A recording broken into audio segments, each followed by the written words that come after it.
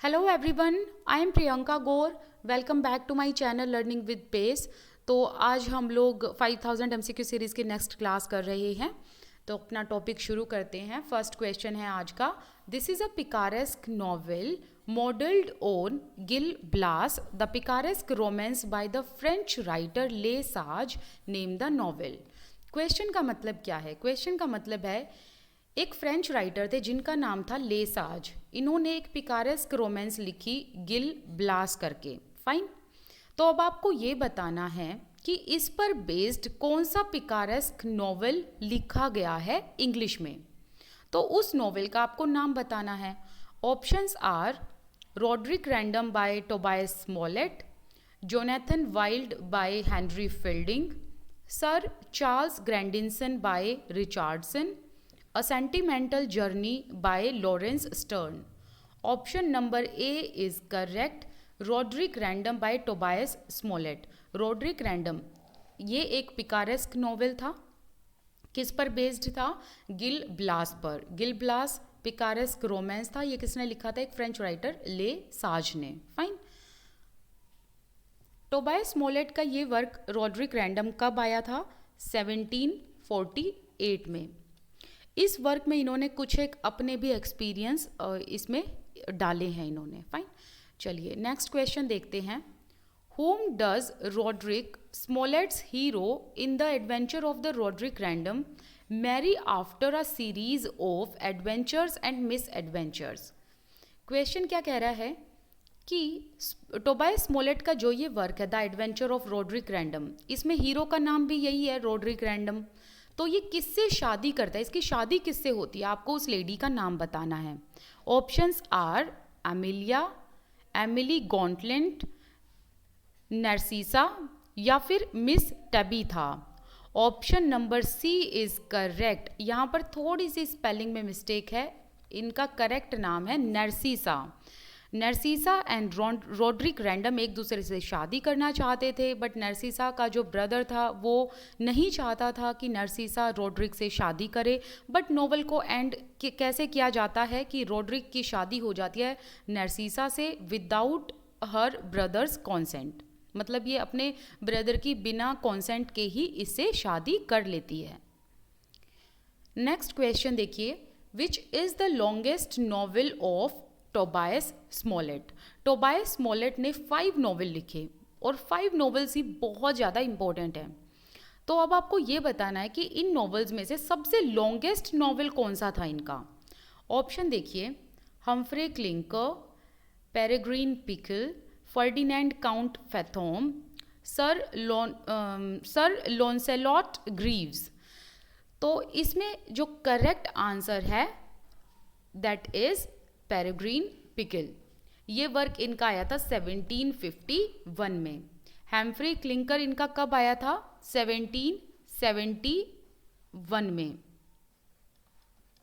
And Ferdinand count फैथोम कब आया था? 1753 में।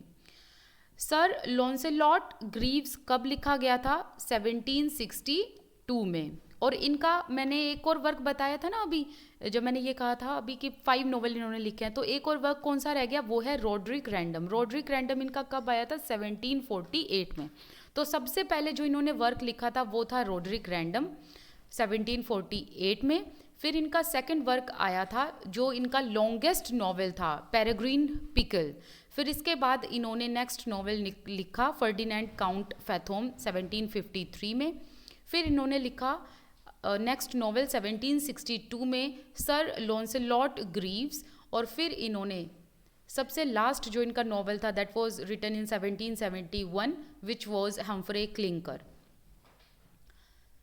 नेक्स्ट क्वेश्चन है, which of Smollett's novel relates to the adventures of a Welsh family through England and Scotland. अब आपको बताना है कि कौन से नॉवेल में इन्होंने वेल्श फैमिली का एडवेंचर दिखाया है through England and Scotland. Options are Humphry Clinker, Sir Launcelot Greaves, Roderick Random, Peregrine pickle.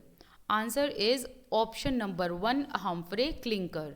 इसमें इन्होंने वेल्श फैमिली का एडवेंचर दिखाया है through England and Scotland.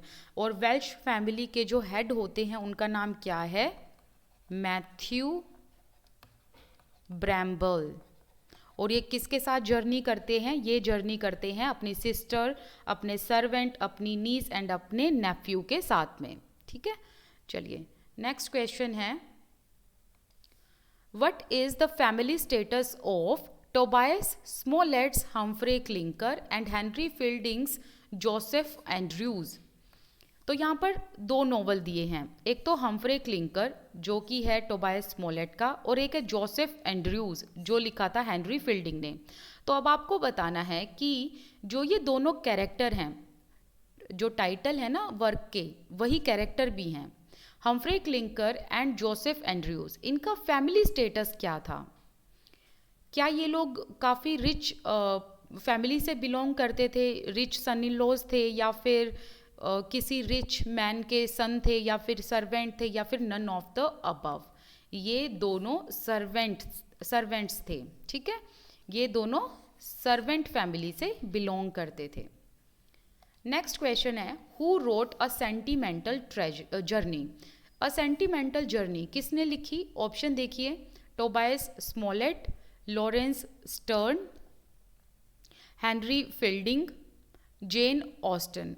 Correct answer is option number B, Laurence Sterne. Laurence Sterne ने लिखी थी a sentimental journey through France and Italy. पूरा जो टाइटल है that is a sentimental journey through France and Italy. ये work इनका आया था 1768 में, और इन्होंने फ्रांस एंड इटली में जर्नी की थी 1765 में। उसी के बाद इन्होंने 1768 में ये वर्क लिखा था एंड पब्लिश किया था। नेक्स्ट क्वेश्चन है, what is the exact title of Tristram Shandy? Tristram Shandy work है किसका? लॉरेंस स्टर्न का। ओके, तो आपको बताना है ट्रिस्टम शैंडी का एग्जैक्ट टाइटल क्या है। Options are the life of Tristram Shandy, the life and opinions of Tristram Shandy, Tristram Shandy gentleman, या फिर the life and opinions of Tristram Shandy gentleman. Option number D is correct. Okay, the life and opinions of Tristram Shandy gentleman. और ये work किसका था? Lawrence stern का ये work था। Next question है, आपको ये बताना है कि ये चारों ऑप्शंस जो दिए गए हैं इसमें ट्रिस्टम शैंडी की कुछ पेक्यूलियरिटीज़ बताई गई है। पेक्यूलियरिटीज़ का मतलब क्या होता है? कुछ कैरेक्टरिस्टिक्स, हैबिट्स बताई गई हैं। तो अब आपको बताना है इन चारों ऑप्शंस में से एक इनकरेक्ट है, तो वो इनकरेक्ट ऑप्शन कौन सा है? ऑप्शन देखिए, Tristram the titular hero was born only after the book is halfway through and he is heard of no more after that. Next one is the opinions expressed by his fathers. Father का नाम क्या होता है? इनके father का नाम होता है वॉल्टर शैंडी। फाइन। और थर्ड ऑप्शन है ट्रिस्टम शैंडी, जो नेम है इसका मीनिंग है मोस्ट ऑस्पिशियस, या फिर जो ये नॉवेल है ट्रिस्टम शैंडी का, ये इसमें रियल हीरो कौन होते हैं? इनके अंकल टोबी। तो इसमें इनकरेक्ट ऑप्शन है that is option number C, कि इनके नाम का मीनिंग होता है मोस्ट ऑस्पिशियस। ऐसा कुछ नहीं है, ये ऑप्शन गलत है। ठीक है, रेस्ट ऑप्शंस इस नॉवेल पर बेस्ड हैं। नेक्स्ट क्वेश्चन है, स्टर्न का जो वर्क है अ सेंटिमेंटल जर्नी, ये एक ऑटोबायोग्राफी है। In order to illustrate his sentiments, he refers to the story of। ये इसमें अपनी जर्नी को बताते हैं जब इन्होंने फ्रांस एंड इटली में जर्नी किया था। तो यहाँ पर जब ये अपने सेंटिमेंट्स को इस वर्क में लिखते हैं तो किसकी स्टोरी को रेफर करते हैं? अब आपको वो बताना है। Options are Anchises and Aphrodite, Aeneas and Lavinia, Aeolus and Odysseus, Aeneas and Dido. तो ये यहाँ पर एनीज एंड डीडो इनकी स्टोरी को रेफर करते हैं। Dido is the queen of Carthage who was in love with Aeneas. चलिए next question है, हेनरी मैकेंजी का एक वर्क है the man of feeling, and Henry Brooke का वर्क है द फूल ऑफ क्वालिटी। ये किस तरीके के नॉवेल्स है, किस टाइप के जोनराज हैं? ये गॉथिक नॉवल हैं, सेंटिमेंटल नॉवल हैं, रोमांटिक नॉवल हैं या पिकारेस्क नॉवल हैं? तो इसमें से करेक्ट आंसर इसका क्या है? Option number B, sentimental novels हैं। नेक्स्ट है Gothic novels are. Gothic novels के बारे में बताना है कि गॉथिक नॉवेल्स एक्चुअल में क्या होते हैं। Novels of mystery and terror, novels written under French influence, novels of revolt, novels of romantic adventures. Option number A is correct, novels of mystery, terror and horror. इसमें horror word भी जोड़ लेना। Next question है, who is accredited for having introduced horror in fiction? अब आपको बताना है कि एक फिक्शनल वर्क है, उसमें गॉथिक मतलब it is kind of a Gothic novel जिस फिक्शन में इन्होंने हॉरर को भी शो किया है। अब आपको उस वर्क का नाम बताना है। Options are Mrs Radcliffe with mysteries of Udolpho, Horace Walpole का वर्क है castle of Otranto, Clara Reeve का वर्क है the old English baron, Gregory Lewis का वर्क है the monk. Option number B is correct, the castle of Otranto. ये work आया था 1765 में, हॉरेस वॉलपोल का ये वर्क है और इसे फर्स्ट गॉथिक नॉवल भी माना जाता है इंग्लिश लिटरेचर का। और एंड कासल ऑफ ओट्रेंटो के लीडर कौन थे, मैंने आपको इसके बारे में बताया भी था जब हम इसकी स्टोरी कर रहे थे। मैनफ्रेड जो हैं वो इसके लॉर्ड थे, इस ओट्रेंटो के कासल के लॉर्ड थे, and he wanted to marry Isabella, और Isabella is suppose to marry Manfred's son. So इस तरीके की ये स्टोरी है। एक सेकेंड। मैनफ्रेड जो हैं वो कासल ऑफ ओट्रेंटो के लीडर थे और इनके 2 बेटे भी थे। ये ऑलरेडी शादीशुदा थे, लेकिन ये एक यंग लेडी इसाबेला से शादी करना चाहते थे, and Isabella is suppose to marry Manfred's son. Next question है, हु रोट कैलेब विलियम्स? ये वर्क किसका है, अब आपको बताना है। Options are Thomas Holcroft, Hannah More, William Godwin, Clara Reeve. Option number C is correct, William Godwin. एक चीज़ ध्यान रखना, ये जो वर्क है कैलेब विलियम्स, इसका एक और सबटाइटल है, बहुत इंपॉर्टेंट है ये सबटाइटल का नाम है थिंग्स एज दे आर।